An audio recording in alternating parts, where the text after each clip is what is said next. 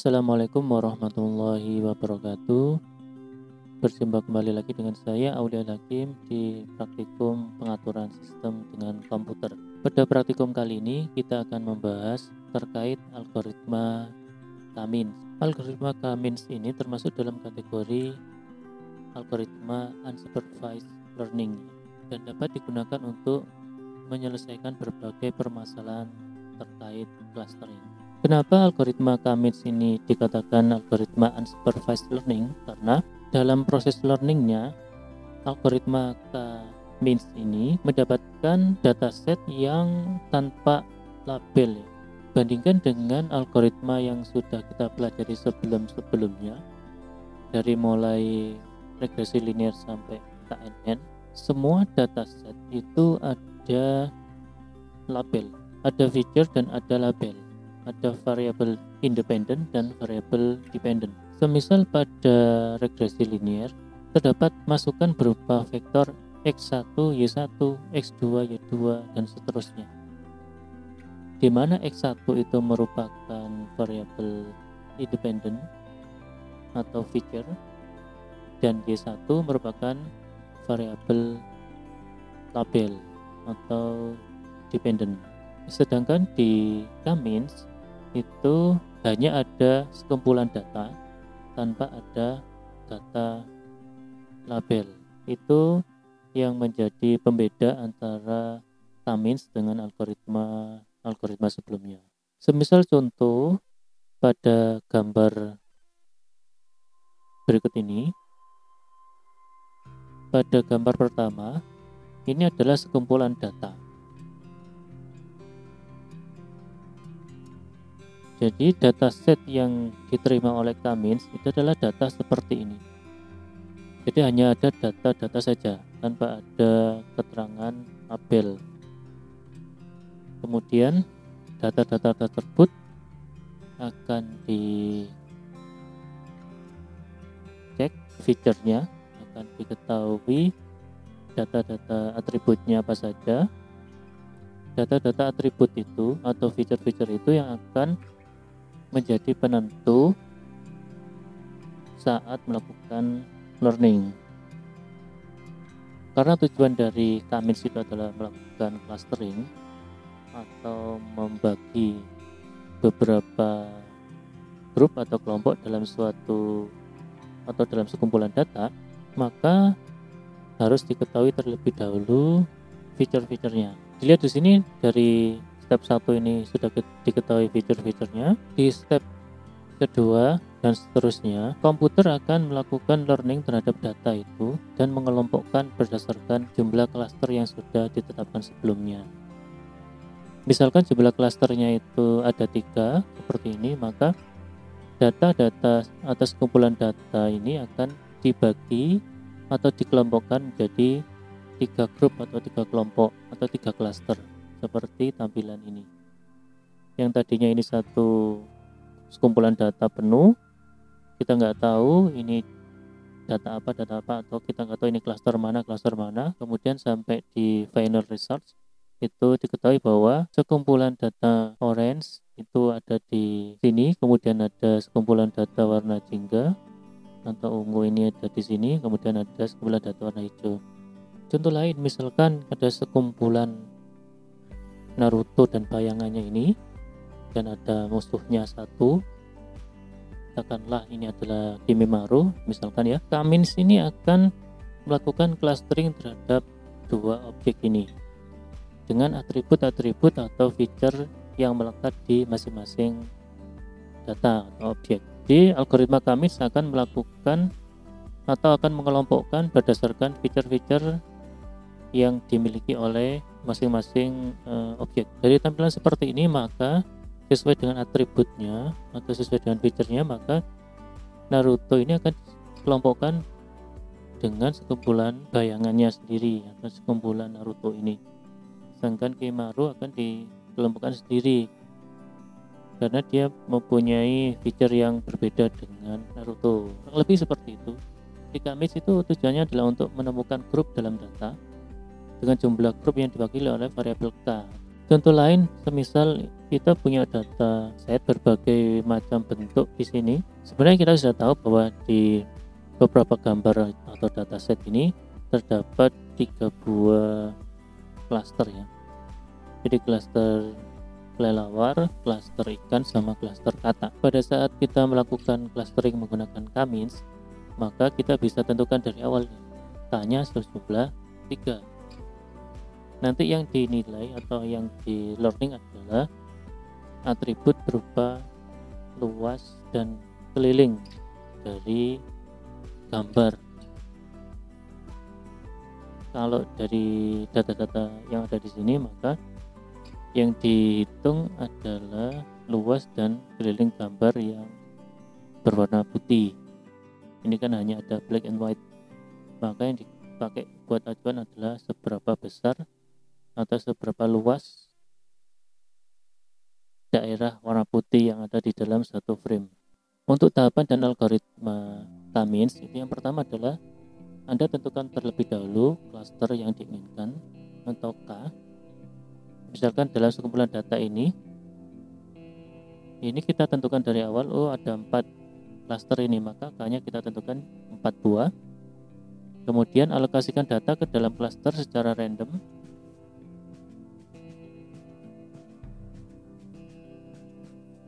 Kemudian tentukan nilai sentroid awal secara acak.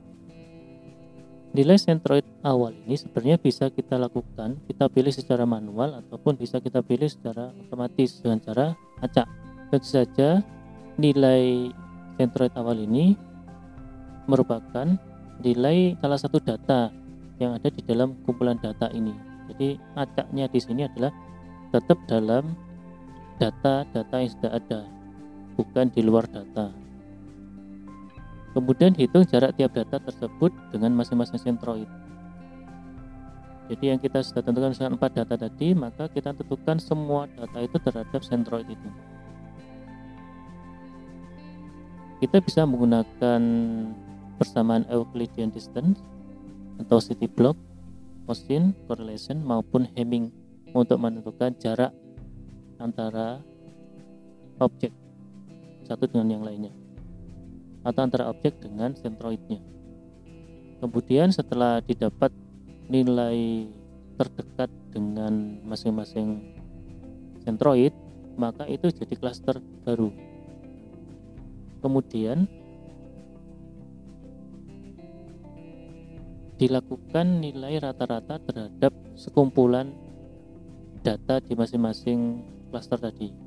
Misalkan klaster 1, klaster 2, klaster 3, klaster 4. Klaster 1, maka data-data yang ada di klaster 1 ini akan dirata-rata dan nilai rata-rata tersebut menjadi nilai sentroid baru.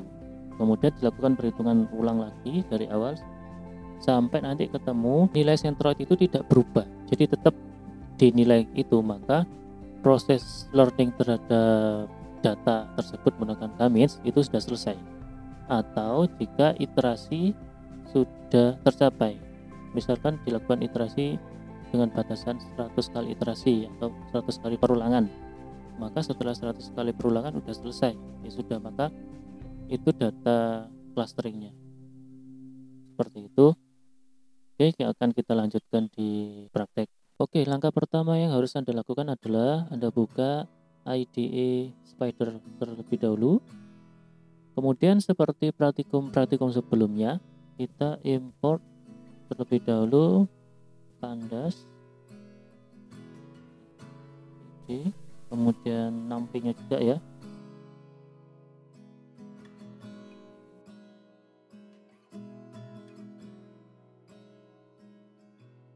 Untuk menggambar kita import juga Matplotlib.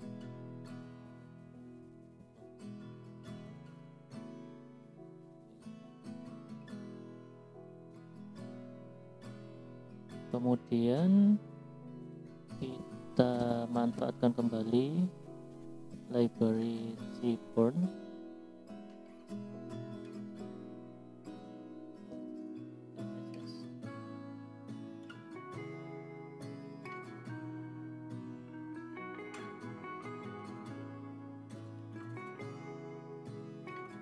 Kemudian kita import. Kali ini saya akan menggunakan dataset berupa data sebaran COVID-19 di Indonesia. Saya dapatkan data itu secara real time per awal Desember ini di situs Experience ini. Jadi saya dapat datanya dari sini, saya kumpulkan satu persatu terkait data terkonfirmasi, pasien terkonfirmasi, pasien sembuh, dan pasien meninggal. Pada case study kali ini, saya akan mencoba mengclustering data COVID-19 di Indonesia ini menggunakan Kamins. Jadi saya akan mengcluster saja gitu ya. Jadi data yang ada di semua sebaran provinsi ini, saya akan learning, kemudian nanti secara otomatis nanti komputer akan mengclustering dari data-data ini. Kita tahu bahwa di Kamins itu kita hanya mendapat data berupa feature tanpa ada label. Misalkan data Provinsi DKI Jakarta, feature-nya adalah pasien terkonfirmasi, pasien sembuh, pasien meninggal. Data ini adalah data feature. Kita tidak tahu bahwa daerah Jakarta ini daerah rawan atau daerah Jawa Timur ini daerah yang sedang atau bagaimana, kita tidak tahu. Kita hanya dapat data-data saja. Nanti di proses learning, komputer akan mengclustering secara mandiri, secara otomatis. Jadi nanti Jakarta nanti sekluster dengan mana, Jawa Timur sekluster dengan yang mana, itu nanti secara otomatis. Jadi kita tidak tahu atau kita tidak diberi label terkait dataset ini. Oke, kebetulan saya sudah buat datasetnya, saya import saja.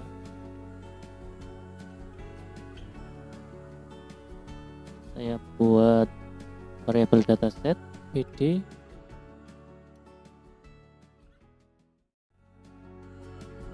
.read csv. File dataset yang sudah saya buat, saya beri nama COVID-19 Indonesia.csv. Nanti filenya akan saya lampirkan di deskripsi di video ini.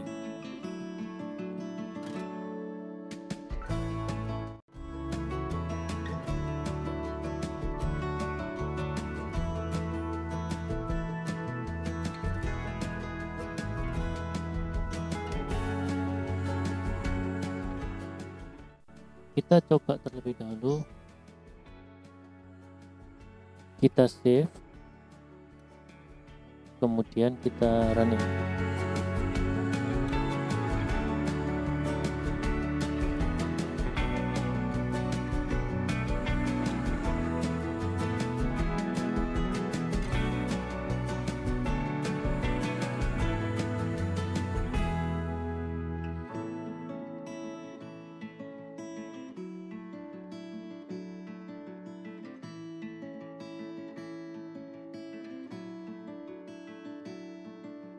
Oke, variabel dataset sudah muncul di sini, terdapat 34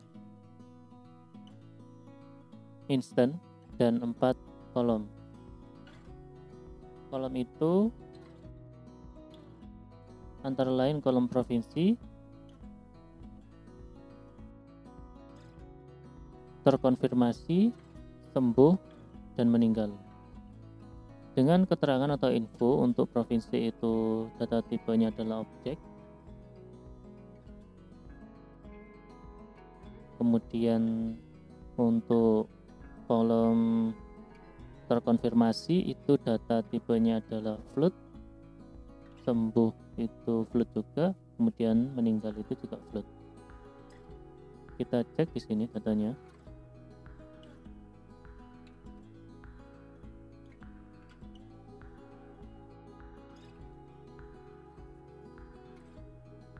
Sebenarnya datanya ini data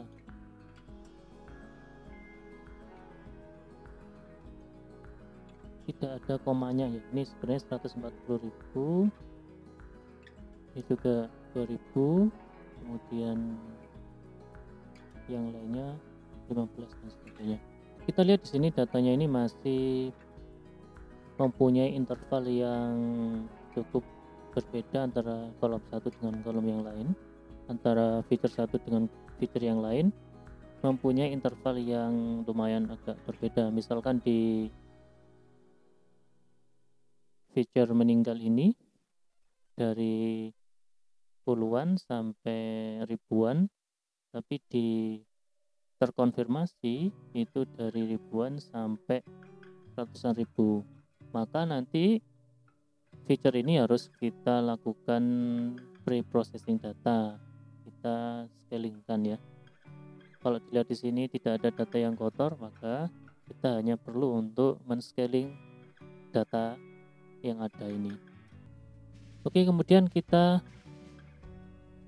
mencoba untuk menampilkan sebaran datanya. Kita menggunakan heatmap ya. Kita akan mengetahui korelasi juga antara data satu dengan data yang lainnya, atau antara fitur satu dengan fitur yang lainnya. Kita cek korelasinya ya.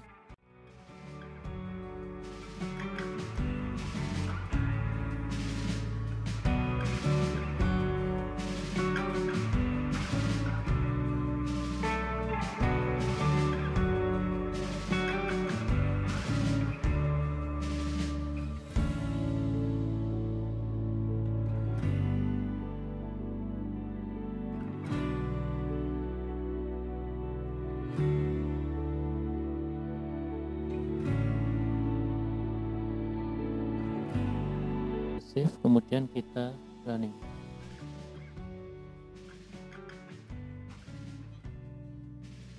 Oke, ada yang salah ini ya di titik labelnya. Oh, ini kurang K ya, kita isi K, kemudian kita save lagi dan running. Oke, hasilnya akan seperti ini. Kita dapat mengetahui korelasi antara feature satu dengan feature lainnya dengan menggunakan grafik heatmap seperti ini.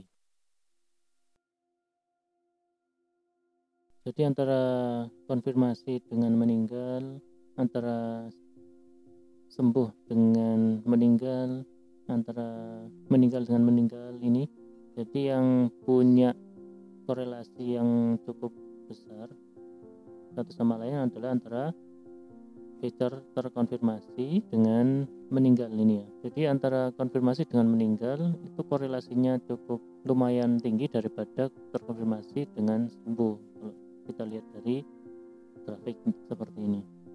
Jadi ini konfirmasi, kemudian ini sembuh, konfirmasi, ini meninggal. Kita lihat nilai yang ada di sini, nilai heatmap-nya. Jadi kalau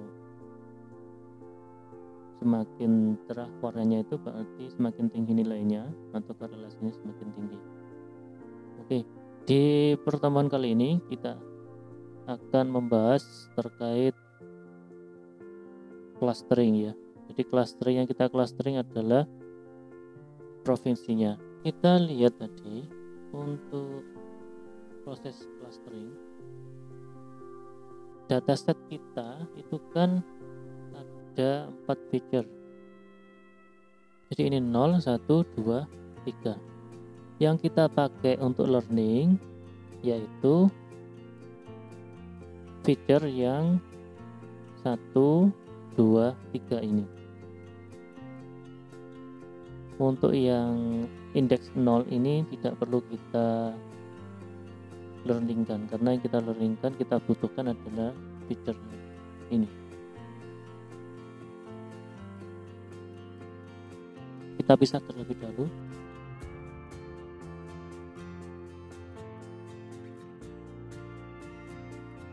Kita manfaatkan data set.log.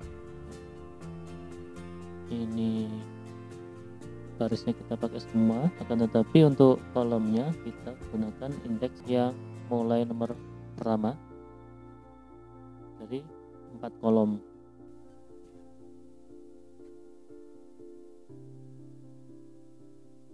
Atau indeks nomor 1 ya, di sini kan ya, 0 1 2 3 ini kan ya. Dari indeks nomor 1 2 3, tapi di sini kan ada 4 kolom. Oke. Kemudian kita format dulu data cluster. Oke. Kita sudah punya dataset khusus yang akan kita learning. Yang akan kita learning adalah data cluster ini. Nah, ini data cluster ini yang akan kita learningkan. Kemudian kita grafikkan sebaran datanya antara data terkonfirmasi dengan meninggal dengan data terkonfirmasi dengan sembuh. Kita tampilkan dalam bentuk scatter.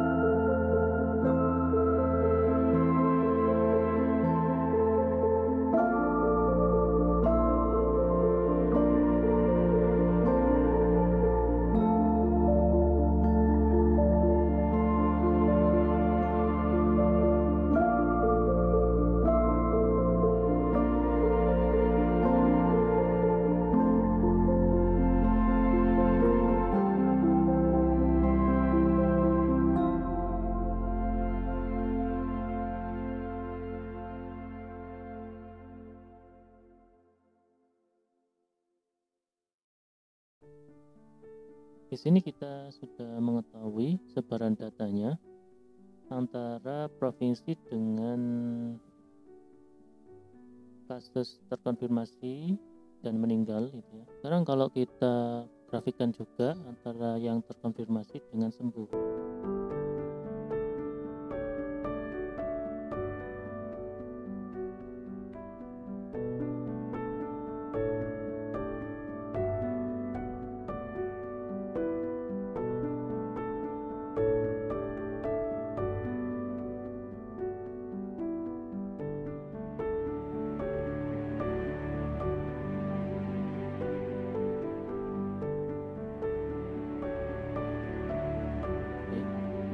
Kalau dilihat dari data sebaran datanya,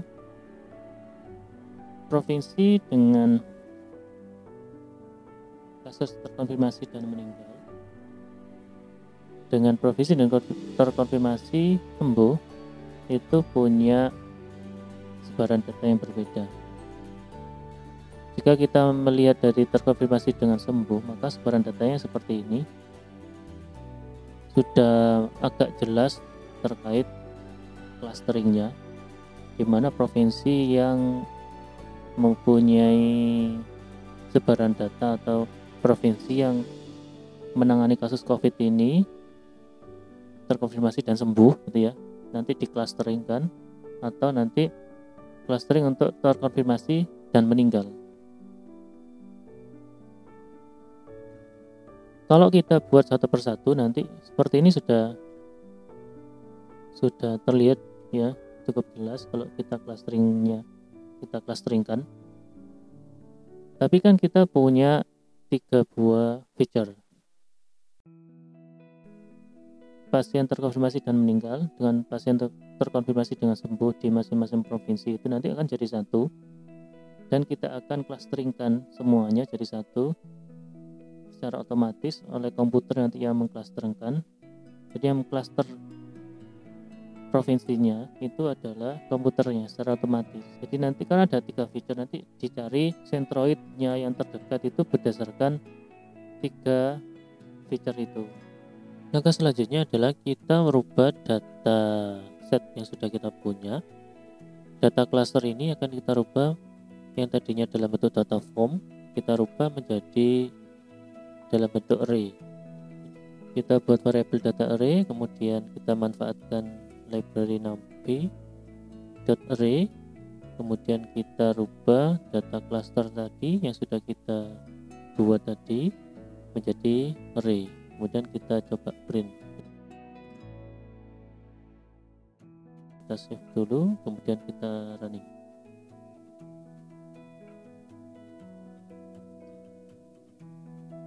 Oke, kita sudah punya data array dari data cluster, jadi dari dataset yang sudah kita punya. Kemudian kita skalakan dengan interval 0 sampai 1 ya. Yang kita skalakan adalah data yang sudah kita buat dalam bentuk array tadi. Jadi di sini saya skalakan datanya, saya kasih nama data scale. Saya skalakan data array yang ini, kita skalakan antara 0 sampai 1 biar datanya lebih merata. Saya save dulu, kemudian running.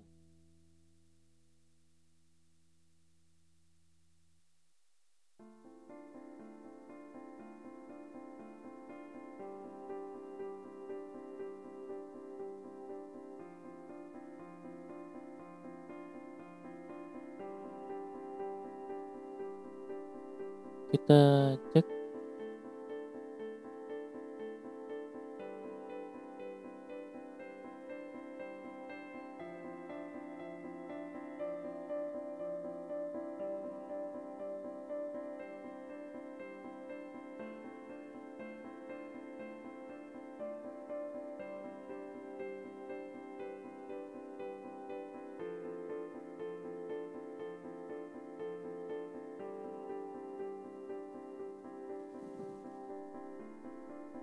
Oke, kita punya data scale dalam bentuk array tadi, dan sekarang kita sudah skalakan antara 0 sampai 1. Jadi data yang tadinya dari interval puluhan sampai ratusan ribu itu menjadi 0 sampai 1. Langkah selanjutnya adalah kita masukkan library scikit-learn lagi untuk memanggil algoritma K-means. Setelah itu kita tentukan seberapa besar nilai K atau seberapa banyak klaster yang ada di dalam dataset. Kita bisa menggunakan salah satu metode, yaitu metode the elbow. Kita gunakan metode ini untuk menentukan seberapa banyak klaster yang ada dalam sekumpulan dataset. Untuk menentukan jumlah K atau jumlah klaster itu Anda bisa menggunakan secara manual, atau Anda bisa menggunakan metodologi atau metode the elbow seperti ini. Oke, kita save terlebih dahulu, kemudian kita running.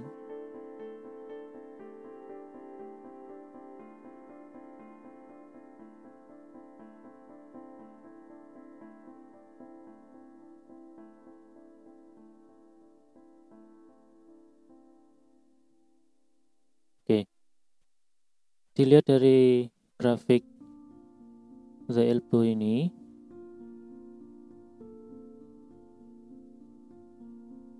untuk sumbu X ini menerangkan jumlah dari klaster yang direkomendasikan, sedangkan untuk sumbu Y adalah nilai within cluster sum of square.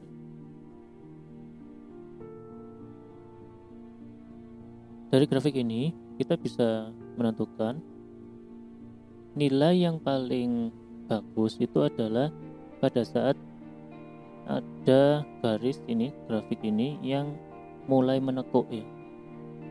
Mulai menekuk itu kita lihat di sini ada di angka 4 atau nanti ada di angka 3. Anda bisa memilih atau menggunakan jumlah klaster itu sebanyak 3 atau sebanyak 4. Jadi ini grafik didapat dari proses pembacaan data set yang sudah kita punya. Jadi dengan metode ini kita menggunakan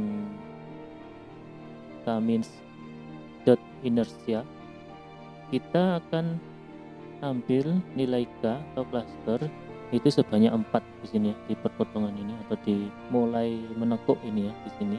Ya pada praktikum ini saya gunakan angka 4 di sini untuk menentukan banyaknya cluster dalam dataset yang sudah kita punya. Oke, kemudian kita masukkan parameter-parameter yang kita inginkan ke dalam algoritma K-means ya. Di sini saya masukkan klasternya itu jumlahnya 4. Ya, ini 4. Kemudian kita lihat di sini, kita dari grafik ini kan kita sudah dapat bahwa klasternya kita gunakan atau jumlahnya adalah 4. Oke. Kemudian kita masukkan data skill kita ke dalam algoritma K-means.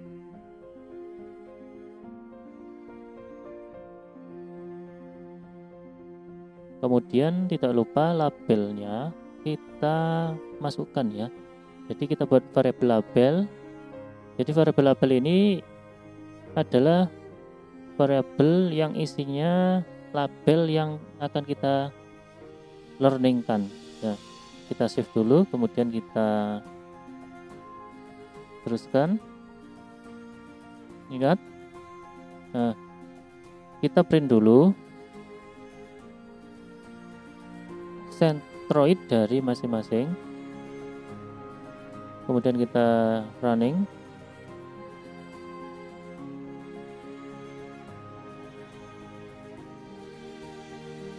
Oke, di sini kita ketahui bahwa ada nilai-nilai centroid di masing-masing cluster. Jadi ada 4 centroid, ada 4 cluster dengan 4 centroid. Nah, ini adalah titik-titiknya. Kemudian ini adalah labelnya, label 1. Nah, kita cek dulu di data skill kita tadi. Kita cek di labelnya, kita cek dulu. Nah, labelnya ini sesuai dengan urutan yang di data skill kita atau di data set kita.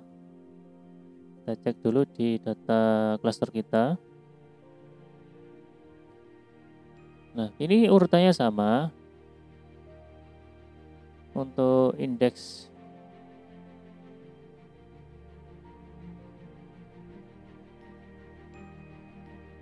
misalkan 1, ini di indeks 0, 1, ini juga indeks 1, nah ini 0.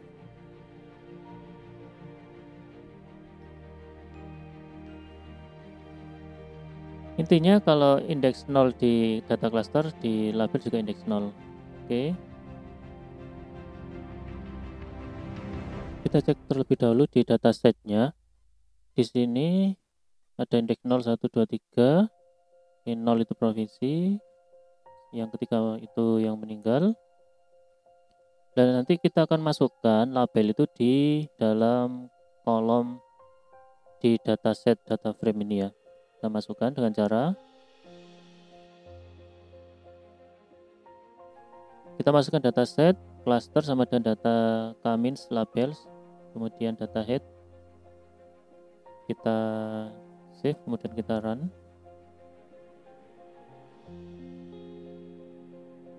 Oke, kemudian kita cek di dataset ya. Kita cek di variabel dataset. Oke. Nah, di sini sudah muncul nih kolom cluster. Yang tadinya kan belum ada kolom cluster. Nah, kita tambahkan dari hasil learning yang sudah kita dapat. Oke, diketahui di sini DKI Jakarta itu ada di klaster yang sama dengan Jawa Timur dan Jawa Tengah, ya, di klaster 1. Kemudian Sumatera Barat klaster 3, kemudian dan yang lainnya. Semua sudah terklaster secara otomatis. Oke, langkah selanjutnya atau langkah yang terakhir adalah kita gambarkan grafik dari hasil clustering yang sudah kita buat. Kita tentukan dulu variable centers, kemudian kita buat plotting scatternya seperti ini. Nanti Anda sesuaikan seperti ini ya. Jadi ini untuk data scale indeks 0 dengan indeks 1 terhadap hasil label yang sudah kita generate ya. 0 itu terkonfirmasi dan 1 adalah sembuh. Anda nanti sesuaikan dengan yang ada di listing program seperti ini. Atau Anda nanti bisa modifikasi sendiri, entah itu warnanya atau nanti penamaan di klasternya. Oke,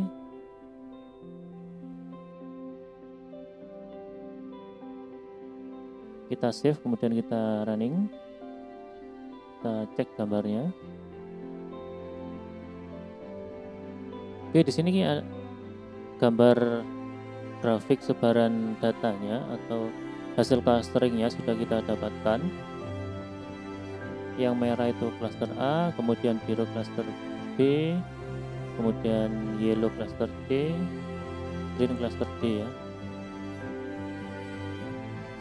Ini grafik sebaran data antara terkonfirmasi terhadap pasien sembuh. Oke. Kalau kita ingin buat grafik antara terkonfirmasi dengan pasien yang meninggal, maka kita buat yang sama. Kita cek terlebih dahulu. Ini adalah data scale-nya. Ini ya. Data scale-nya 0. Ini kita ganti 0 dengan 2. Yang tadinya kan 0 dengan 1. Oke, kemudian kita save lagi dan kita running.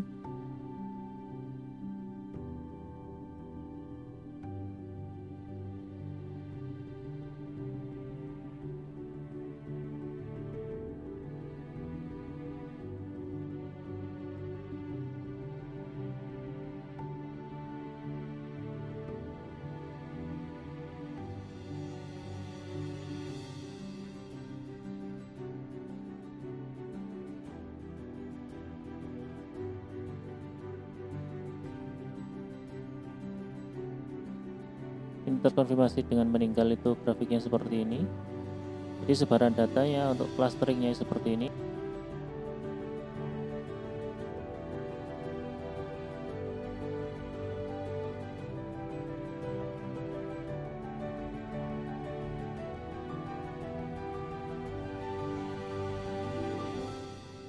Ini clustering pasien terkonfirmasi dengan sembuh.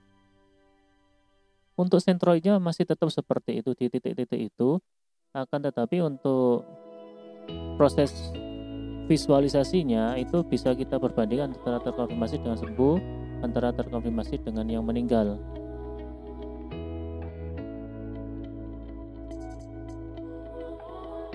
Oke, biar lebih kelihatan saya ganti yellow ini menjadi black saja ya.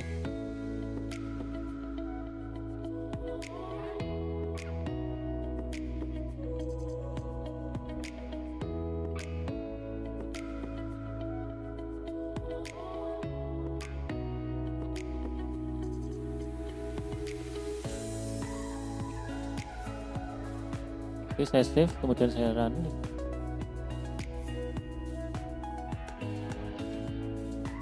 Oke.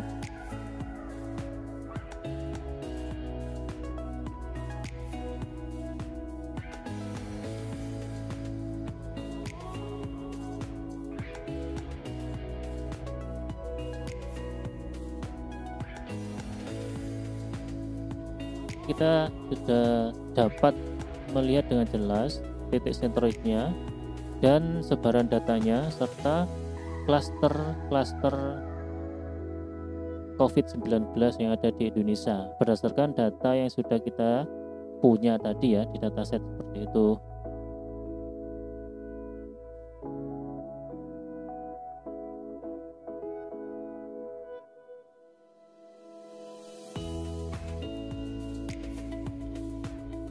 Jadi untuk tugas Anda, tugas untuk laporan Anda kerjakan sesuai yang sudah saya kerjakan ini dari awal sampai akhir. Nanti data setnya akan saya berikan di deskripsi video. Yang kedua, Anda gunakan juga listing program ini dengan dataset COVID-19 yang ada di dunia. Nanti saya akan berikan juga link datasetnya di deskripsi. Oke, sekian dari saya, semoga bermanfaat. Wassalamualaikum warahmatullahi wabarakatuh.